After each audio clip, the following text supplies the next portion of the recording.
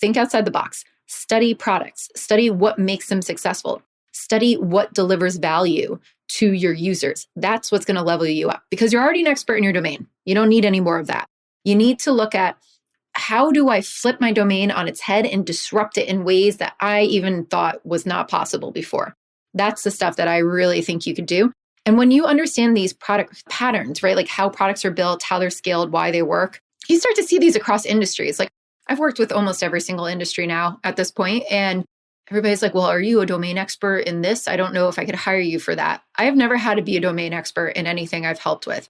And it's because I can see the patterns emerging from the different types of products that come out there. I can learn the domain expertise and I partner with domain experts because I think they're phenomenally smart and there's stuff that I'm not going to know. But my job there is to figure out the product.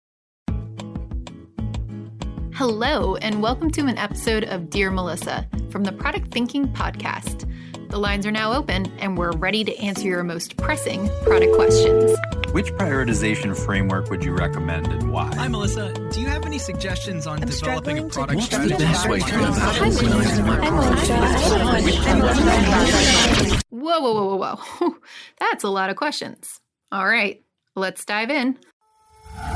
Hello, and welcome to another episode of Dear Melissa. Today, I've got 3 great questions from you to answer. One is about subject matter experts and what they can do to learn more about product. Another one is about how high of a level do we get to in organizations that might not be typical SaaS and software companies when it comes to product.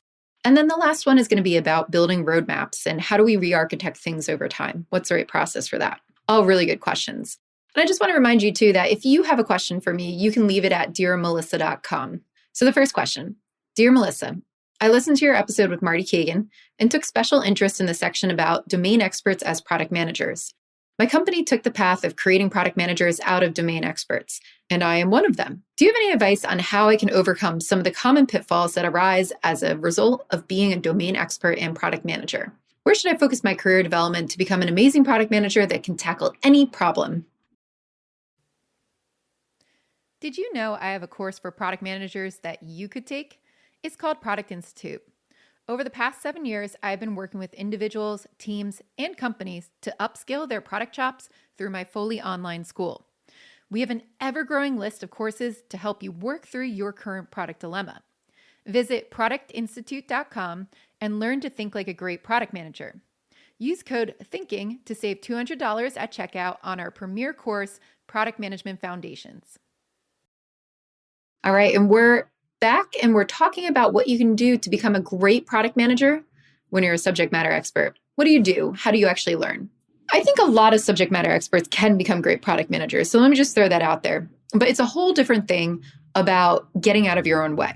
So one of the most dangerous things for a subject matter expert who's going in to build software is really this mentality and this thinking about that's not the way that it works here. You need to have a really open mind as a product manager and realize that the beauty of product is that you can apply different software solutions to your context to deliver value. So what does that mean? That means you got to get inspiration from everything that's around you. So study all different types of products. Like, for example, if you're in insurance, don't discount the interfaces that are used on things like Amazon or Slack or, the fun, new, cool consumer softwares that are out there, because maybe you can use that for your checkout flows. Maybe you use that in your application so that it's easier to actually manage your insurance policies. Maybe you come up with a whole way of attracting new customers and millennials because, hey, they saw an interface that looked a little bit more like Instagram or a little bit more like, whatever, and it resonated with them. Now, I'm not saying like it's going to be a one-to-one parody here. Of course not. But that doesn't mean that you can't borrow ideas. You can't look at it for inspiration. I see so many subject matter experts, especially in really, really complex industries like banking, insurance, healthcare, all of this stuff. Just look at their products and go, oh, well, it's so much easier to build B2C over there. Like, look at Tinder. It's so much easier to build Tinder because they can have fun. But like, we're complex. Like, we do healthcare, or we're complex. Like, we do insurances, all the stuff that I'm actually mentioning. But you know what? Let's actually look at the Tinder interface for a second. You're swiping on choices, right? Can you apply that user experience to something else? Can you apply the matching that they do to something else, right? Like, there's matching in a lot of things. I've seen very similar, situations if you're going to build an enterprise product to match consultants with like companies that need them. Matching is matching, but the way you display it comes down to borrowing good UX patterns, borrowing good product patterns. I've told the story before of when I worked with a bank and they couldn't see themselves as a platform, right? And it's because they're so stuck in the ways of looking at their legacy products and looking at what they've always done in the industry that they couldn't imagine a different way. And that's the biggest hurdle. Get out of your own way and look at it from different perspectives and look at things and be like, can I borrow that idea? Can I apply that idea over here? And oh, that's interesting. Patterns, those are interesting ways to structure products. Like people are doing this too with new technologies these days, like blockchain, right? Like every bank in the world all of a sudden loves blockchain. It's like a new way to do things. It's new technology. Product is the same way. So study new technology, figure out what is important to you, figure out if you can borrow things from other industries, and then figure out like how that value is going to manifest for people. That's where I would really study. So good example, Capital IQ adopted like their automated chat assistant way before other banks. They didn't look at it and be like, oh, Amazon Echo, we can never do that. They went, oh, we could actually do voice related technology. We can pair with Echo. We can put a chat bot interface into our product and allow people to get what they need from it. Like, oh, look at all these other different technologies we can use to make ourselves a more modern bank. That's the key. That is what the mentality is that you need as a product manager. So moral of the story is think outside the box, study products, study what makes them successful, study what delivers value to your users. That's what's going to level you up because you're already an expert in your domain. You don't need any more of that. You need to look at how do I flip my domain on its head and disrupt it in ways that I even thought was not possible before.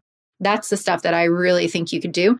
And when you understand these product patterns, right, like how products are built, how they're scaled, why they work, you start to see these across industries. Like I've worked with almost every single industry now at this point, and everybody's like, well, are you a domain expert in this? I don't know if I could hire you for that. I have never had to be a domain expert in anything I've helped with. And it's because I can see the patterns emerging from the different types of products that come out there. I can learn the domain expertise and I partner with domain experts because I think they're phenomenally smart and there's stuff that I'm not going to know. But my job there is to figure out the product. So we work together on that. So if you got those domain expertise, you can recognize those product patterns. You bring that together, you're going to be a great product manager there. And then you'll start to see that emerge across industries as well. And maybe one day you want to step outside your industry, or maybe that's not your career path. And that's totally cool. I know experts who just go deep in their industry or their domain and they become product managers in that. And they're highly valuable to those industries. But then there's also people like me who cut across a bunch of industries. I have ones I prefer because I've seen a lot of them now, but you will see different patterns. And that is the mark of being an amazing product manager, recognizing the patterns, recognizing the problem, and then coming up with creative ways to actually solve it. All right, next question. Dear Melissa, thanks for creating the podcast. I listen every week. Well, thank you very much. My question is around senior level org design. What's the highest product role you typically see outside of SaaS or software companies? Do you see a trend of more CPO roles at more traditional companies like banks or insurance? Do you think they should have that role, or does a VP or SVP of product suffice when the core product is in software? So what do I see versus what do I think actually needs to happen? I see usually not a lot of chief product officers at banks. Or if there is a chief product officer, they're like several levels below the actual executive team. And they just give people like a title called chief product officer, but they don't actually do the strategy planning at the top of the organization. I see that quite a bit. I don't think that's right. What typically happens is you've got a CIO or a CTO who's the top technology honcho in these companies. And then we have general managers over each of the business lines. They're usually domain experts, very deep in insurance or banks. They run the profit and loss of each one of those businesses. And then we'll have a VP of product or an SVP of product that report into that general manager. And then there's kind of like a dotted line out to that CIO or CTO. Why doesn't that work? One, if your CIO or CTO isn't really a product person, and many of them are like more infrastructure type people, more about scaling systems and databases, having the right tools to actually do your work across the organization, making sure that, your databases don't fall over. It's a very, very important thing when you're a bank. Super important role, not a product role. Now, product roles are about like understanding the business at that high level and then thinking about how do I disrupt ourselves through software. And also, I think a lot of insurance companies, typically older banks, stuff like that, are worried about disrupting themselves. But here's the thing. If you don't disrupt yourself, somebody else is going to. Like, look at Policy Genius and Lemonade. They're out there disrupting the insurance business like crazy, making it so much easier to get insurance. Meanwhile, all the bigger companies are struggling. And it's because they don't really have top product people at the highest levels thinking about how to change your strategy and build software products to deliver their value in better ways.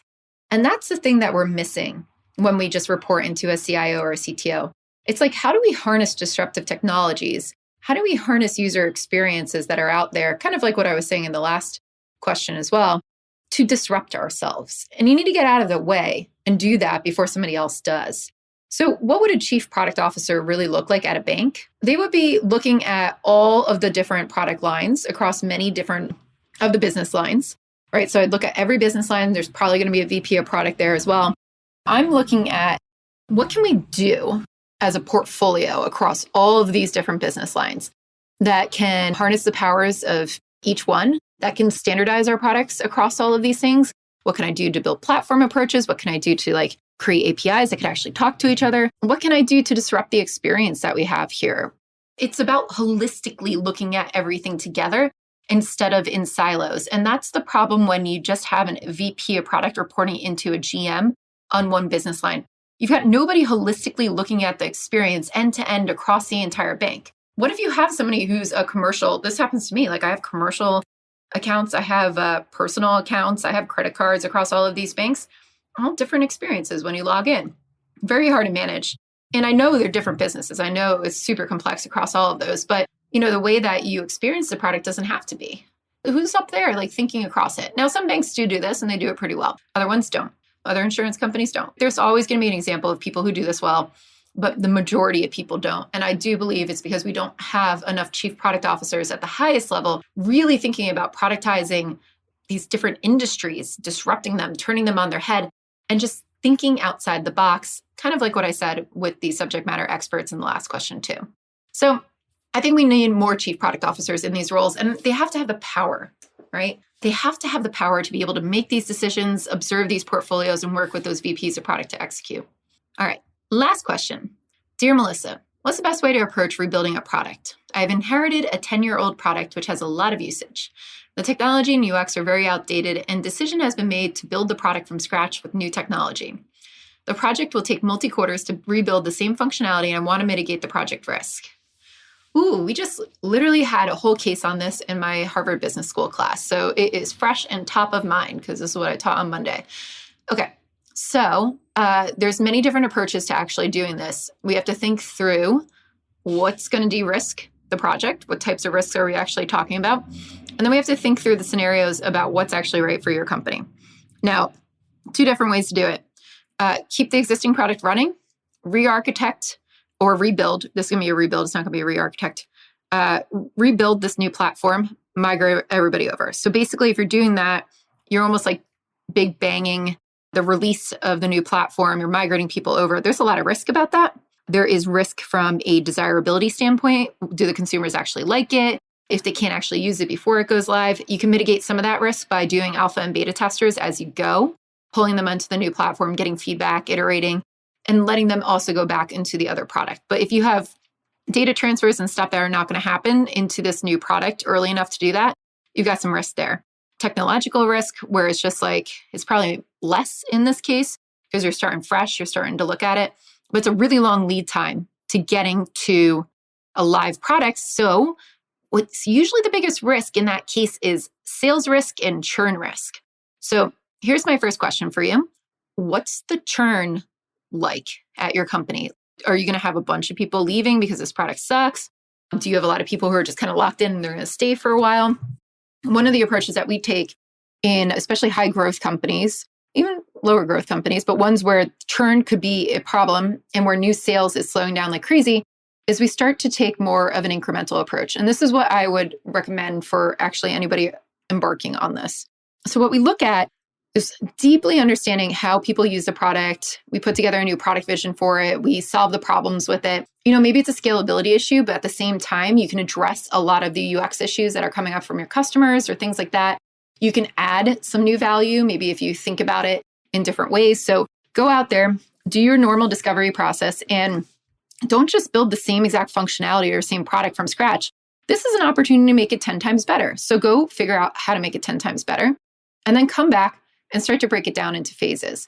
Can you release part of it? Like maybe there's one product line or one workflow in there that you can build out completely in this new product. Maybe you integrate it into the old product if it's easy. If it's absolutely impossible from a technical standpoint, which sometimes it is, you put the alpha beta testers on there. You let them use it. You say, do you like it? You get the feedback that way.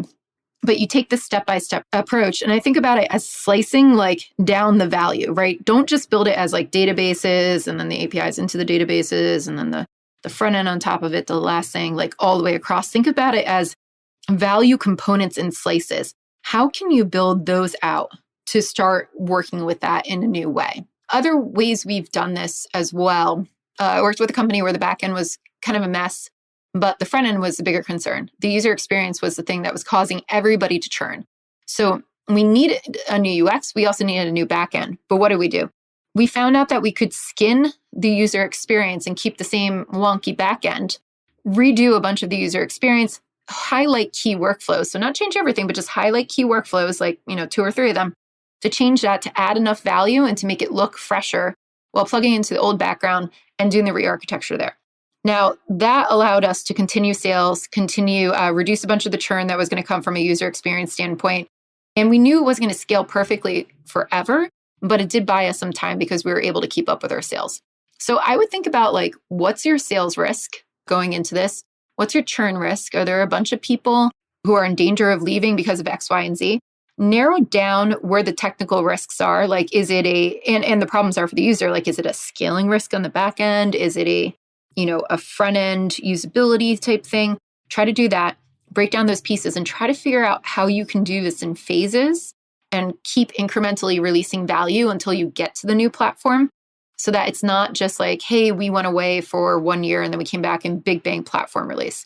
I've actually seen those big bang platform releases or huge redesigns fail so many times. There was actually one that I was a customer of, like FreshBooks, went out and reconfigured, redesigned, redid everything on their platform. I was a huge user of FreshBooks back in the day for all my invoicing needs. 90% of the things that I needed to do, I couldn't do on this new platform. It's really complicated to use, and I had to go back to the old platform that they were using, and eventually they had to kick me off on it, and I left and I went to QuickBooks. So that's a good example of they went away for a while. I don't know what kind of testing they did. It wasn't on me, but maybe I'll give the benefit of the doubt that they did testing. But they really didn't understand the user's needs and where they could add value. Instead, they took things away. So think about that as well. You don't want to take too much away, but you also, if you have analytics and it has tons of issues, you can see what people are not using that much. You can take some of that stuff away or put it out into a next release, but really make sure that you're honing in on the things that are absolutely important and critical for use for your users. And then roll it out with a lot of testing, with a lot of feedback. Make sure people are actually using it before you do all that bells and whistles and flip the switch where everybody can get on it. That's my biggest piece of advice when you're embarking on something that big. I try to do these kind of vertical slices from a value perspective, figure out how I can tackle that once you have a good product vision, how I can change these things over time, how I can get feedback. If you cannot integrate a new version or new slices into your existing platform, fine. Happens, does happen. Let's put testers onto our platform as we build it out. Let's slowly migrate people over. If we can figure out how to make the two talk to each other, even better. But if you can't, oh well. Other thing to think about is how many people you've got working on stuff. There's a morale issue when it comes to these things. Here's a really good example. If you have a whole team building the shiny new product and you've got 3 teams maintaining the old, busted 10-year-old product, what do you think those teams that are working on the old stuff are going to do? A lot of times they leave. Usually when you do some kind of re-architecture like this or a rebuild, the teams that don't get to do the shiny new stuff, they leave. So really think about morale issues. Really think about how you're distributing work. Build the vision up front and make sure that everybody's bought into it and you really understand it and you can add value and you don't just rebuild what you have. And then I would take it piece by piece and break it down. All right. So that is it for the Dear Melissa this week. Thank you for listening. Again, if you have any questions for me, please submit them to dearmelissa.com. Next week, we'll have another fabulous guest on our podcast. I cannot wait to chat with them. And if you are loving the podcast, please leave me a review at Apple Podcasts or Spotify or wherever you can leave reviews. It helps people find it, and hit that subscribe button so you never miss out every Wednesday when we release a new podcast. Thanks very much, and I'll see you next time.